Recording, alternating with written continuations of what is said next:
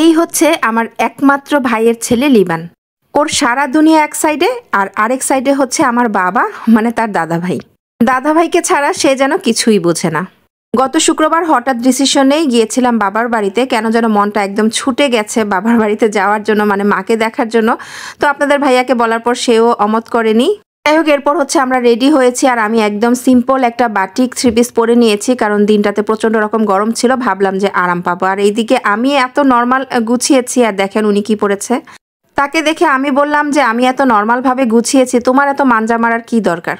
সে বলে তুমি তো যাচ্ছ তোমার বাবার বাড়ি, একরকম গেলেই হলো, আমি তো যাচ্ছি শ্বশুর বাড়ি, একটু তো ফিটফাট থাকতেই হয়। তো অবশ্য তার কথাও ঠিক। যাই হোক, এরপরেই তো চলে এসেছি রোদুশির ঘরে। রোদুশি আমার কাছে তার পছন্দের চুড়িটা চেয়েছিল, এটা আমার ড্রেসিং টেবিলের মধ্যে ছিল, তো এরপর তাকে এনে দিলাম। আর সে কিন্তু একটা খুব সুন্দর কটন বাটিক শাড়ি পরে নিয়েছে। আর শাড়ি পরে নেওয়ার পিছনে একটা কারণও আছে, বলেছিলাম যে নেক্সট ভিডিওতে যখন বাবার বাড়ির ভিডিওটা শেয়ার করব তখন আপনাদের সাথে শেয়ার করব। যাই হোক, একটু পরে শেয়ার করে দিচ্ছি কেন পড়েছে। আর এখন আমরা ফাইনালি রেডি হয়ে সবাই মিলে রওনা হচ্ছি বাবার বাড়ির উদ্দেশ্যে। তো এই তো রাত আজকে ভীষণ খুশি। রাদের সবচাইতে পছন্দের জায়গা হচ্ছে তার বুবুর বাসা। তার বুবুর বাসায় গিয়ে তার মামার বড় কম্পিউটারে সে গেম খেলতে পারে, এটাই হচ্ছে তার শান্তির জায়গা। তো আমরা যে আজকে সাভার যাচ্ছি, আর সাভার কিন্তু আমরা আবদুল্লাপুর হয়ে যাচ্ছি না, আমরা যাচ্ছিলাম হচ্ছে দিয়াবাড়ি দিয়ে, মেট্রো রেলের কাছ দিয়ে আর কি। এরপর এখান দিয়ে গিয়ে সরাসরি ঢাকা আশুলিয়া মহাসড়কে উঠবো। আর যেতে যেতে দেখলাম এত সুন্দর কৃষ্ণচূড়া ফুল ফুটেছে চারপাশে, দেখতে এত বেশি ভালো লাগছিল, তাই ভাবলাম একটু ক্যামেরা বন্দি করি। যাই হোক, এরপরেই তো আমরা মেট্রো রেলওয়ে স্টেশনের কাছাকাছি চলে এসেছি। আর এখানে এসে আমরা কিন্তু একটু নেমেছি। এর পিছনের প্রধান কারণ হচ্ছে আমরা এখানে কিছু ফটোশ্যুট করব। তো এটাই হচ্ছে আজকে শাড়ি পরে আসার মেইন কারণ। এখান থেকে কয়েকটা ছবি তোলা হয়েছিল, যেই ছবিগুলো নবফ্যাশন পেজে পোস্ট করা হয়েছে। এই শাড়িটা হচ্ছে নবফ্যাশন পেজের, আপনারা চাইলে সেখান থেকে দেখে নিতে পারেন। আর আমার যদি সময় সুযোগ হয় কখনো আপনাদের সাথে ছবিগুলো না হয় শেয়ার করব। যেহেতু পথে একটু কাজ সেরেছিলাম তাই আসতে আসতে একটু দেরি হয়ে গেছে। এখন বেলা বাজছিল দুপুর 2:30। তো আমরা আসার পরপরই যেহেতু বাহিরে প্রচণ্ড রকম গরম, লিজা একদম ঠান্ডা ঠান্ডা শরবত দিয়ে দিল। গরমের মধ্যে ঠান্ডা ঠান্ডা শরবত খেতে তো আসলেই অনেক বেশি আরাম লাগে। আর এই তো আপনাদের সাথে বলেছিলাম না যে রাদের সবচাইতে পছন্দের জায়গা হচ্ছে বুবুর বাসা। আর কি কারণ দেখতেই তো পেলেন, এসেই কম্পিউটারে বসে পড়েছে। শরবত খাওয়ার পর লিজা আবার একদম ঠান্ডা ঠান্ডা তরমুজ কেটে দিল। আর এরপর হচ্ছে মায়ের বেডরুমে বসে বসে সবাই মিলে তরমুজ খেলাম এবং বেশ অনেকটা সময় গল্পগুজব করলাম। তবে একটু এসে মনটা খারাপও হয়েছিল, কারণ হলো এসে দেখি মা অসুস্থ। আর আমি বুঝতে পারলাম যে এজন্যই হয়তো আমার মনটা ছুটে গিয়েছিল যে মার কাছে যাই, মা যে অসুস্থ ওইভাবে আমাকে বলেও নি। তারপর ওই তো মা তো দেখেন রান্নাবান্না ঠিকই করেছে আমাদের জন্য। এখন কথা হলো, অনেকেই বলেন যে একদম পাতিল হাঁড়ি নিয়ে কেন খেতে বসেন। কারণ হচ্ছে আমার মায়ের এলাকাতে কোনো ছুটা বুয়া বা রেগুলার কাজের বুয়া পাওয়া যায় না। সেক্ষেত্রে আমার মা আর লিজা দুজন মিলেই করে সংসারের সব কাজ। আমি যখনই যাই, আমি বা আপনাদের ভাইয়া দুইজনই বলি কোনো রকম ফর্মালিটি করতে হবে না, যেভাবে আপনারা খান সেভাবেই আমাদের সামনে পরিবেশন করুন। আমি মেয়ে হয়ে আমার মায়ের কষ্ট বুঝি, আর ছেলে হয়ে মানে জামাই হয়েও আমার মায়ের কষ্ট বোঝে আপনাদের ভাইয়া, কিন্তু অনেক মানুষ এটা বোঝেন না, তারাই উল্টাপাল্টা কমেন্ট করেন। যাই হোক, খাওয়া দাওয়া শেষ করে কিন্তু আপনাদের ভাইয়া, আমার ভাই এবং রোদসী তারা 3 জন মিলে গিয়েছিল আমার শাশুড়ি মাকে আনতে। এখন অনেকেই অবাক হবেন, শাশুড়ি মা তো বরিশাল, তাহলে এতটুক সময়তে কিভাবে আনতে যায়। হ্যাঁ, তবে এটাই সত্যি। সাভারে আমরা কিছুটা সময় ছিলাম, সেই সময় আমার শাশুড়ি মাও কিন্তু আমাদের সাথে এসেছিল। পরবর্তীতে কিন্তু আবার আমাদের বাসায়ও আসবে কিছুদিনের মধ্যেই, তখনই না হয় আপনাদের সাথে শেয়ার করব যে কিভাবে শাশুড়ি মা হঠাৎ করেই সাভারে আছেন। তো যাই হোক, মাত্র কয়েক ঘন্টা থাকার পর এখন ফাইনালি বাবার বাড়ি থেকে আবার নিজের বাসায় ফিরছি। আর এটা হলো পরের দিন সন্ধ্যাবেলা মনে হলো আমার ড্রয়িং রুমের লুকটা একটু চেঞ্জ করি, মানে একটু অন্যভাবে গুছিয়ে নেই। আমার সোফার সেটে যেই ফোম কভারগুলো আছে আমার কাছে মনে হচ্ছে এগুলো নষ্ট হয়ে গেছে, মনে হচ্ছে কি এগুলো আসলে নষ্টই হয়ে গেছে। তার সাথে কুশন কভারগুলোও নষ্ট হয়ে গেছে, যার কারণে ড্রয়িং রুমটা যতই সাজাই না কেন আমার কেন যেন মনে হয় ভালো লাগে না। মন চায় সোফার সেটটাই চেঞ্জ করে ফেলি, কিন্তু সোফা সেট চেঞ্জ করা তো অনেক টাকার ব্যাপার, বললেই করা যায় না, আর এই মুহূর্তে পসিবলও না। কারণ আমার তো রোদসির ঘরের আলমারিটা সবার আগে চেঞ্জ করা জরুরি হয়ে পড়েছে, যার কারণে আলমারিটা আগে চেঞ্জ করতে হবে। তাই ভাবলাম সোফা চেঞ্জ না করে ড্রয়িং রুমের লুকটা একটু অন্যভাবে চেঞ্জ করি।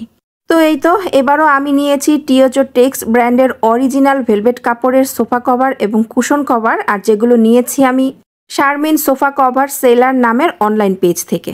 অরিজিনাল প্রোডাক্ট পেলে কিন্তু এই প্রোডাক্টের সাথে আপনারা এইরকম একটা ব্যাগ পেয়ে যাবেন, যেখানে হচ্ছে অরিজিনাল লোগো দেয়া থাকবে। আর এই কাপড়গুলো ধরলেই কিন্তু বুঝতে পারবেন কতটা কোয়ালিটি সম্পন্ন।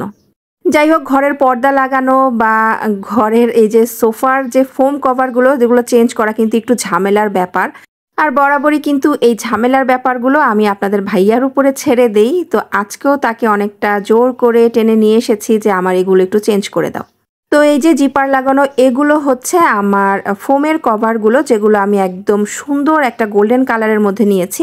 আমার আগেরটাও অনেকটা গোল্ডেন কালারের মধ্যেই ছিল, কিন্তু সেটার কালার নষ্ট হয়ে গেছে। তো এবারও গোল্ডেন কালার নিয়েছি, কিন্তু এগুলো তো এক কালারের। যাই হোক, এই তো আপনাদের ভাইজান হচ্ছে আমাকে ফোম কভারগুলো লাগিয়ে দিচ্ছে। আমার কাছে না, মানে যখন এই ফোমের কভারগুলো আমি ওয়াশ করেছি তখনও তাকে দিয়েই লাগিয়েছি, কারণ এগুলো লাগানো অনেক বেশি ঝামেলার মনে হয়।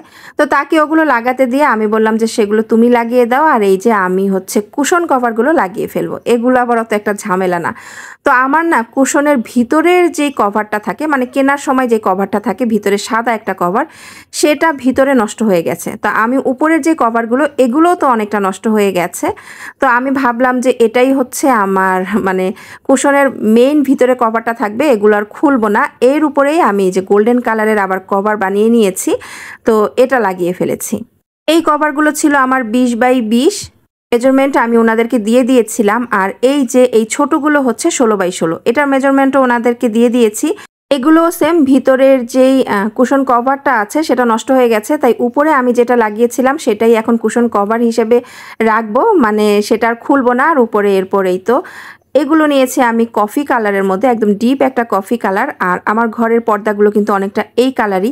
ভেবেছি যে পর্দা, তারপরে সোফা কভার, তারপরে হচ্ছে আমার ঘরে যে কার্পেটটা আছে, সবগুলো আমি একসাথে এক থিমে করার চেষ্টা করব। তার মধ্যে কিছুটা কন্ট্রাস্ট থাকবে। আর এরপর এই তো দেখেন, এই যে বড় যেটা নিয়েছি, এটা কি নিয়েছি, এটা হচ্ছে আমার এই যে ড্রয়িং রুমে যেই ফ্লোরে পাতানো বেডটা আছে, সেই বেডের কভারের জন্য নিয়েছি। যাই হোক, একে একে তো আমি সব কভার পরিয়ে ফেলেছি। আর এরপর আপনাদের সাথে একটু গুছিয়ে শেয়ার করছি বর্তমানে এখন আমার ড্রয়িং রুমের লুকটা কেমন হয়েছে।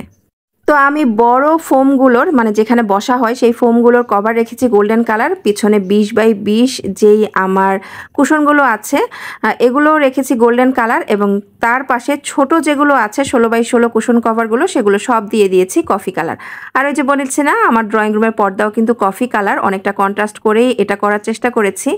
আর এরপর এই তো এটা হচ্ছে সেই বেডটা। এগুলো কিন্তু ভেলভেট কাপড়। ভেলভেট কাপড় কিন্তু এক পাশ থেকে আরেক পাশ, মানে হাত দিয়ে নাড়াচাড়া করলে এরকম একটু ছোপ ছোপ দেখা যায় দূর থেকে, তাই এইরকম দেখা যাচ্ছে। তো যাই হোক, অনেক দিন যাবতই ড্রয়িং রুমের লুকটা চেঞ্জ করতে ইচ্ছে করছিল। সোফা চেঞ্জ করা এখন এই মুহূর্তে পসিবল না, তাই অল্প খরচে লুকটা কিভাবে চেঞ্জ করা যায় সেই চেষ্টাই করেছি। জানি না কেমন হয়েছে, আপনারাই দেখে বলেন তো কেমন হয়েছে। আমার কাছে কিন্তু আমার ড্রয়িং রুমের বর্তমান এই লুকটা অনেক বেশি ভালো লাগছে।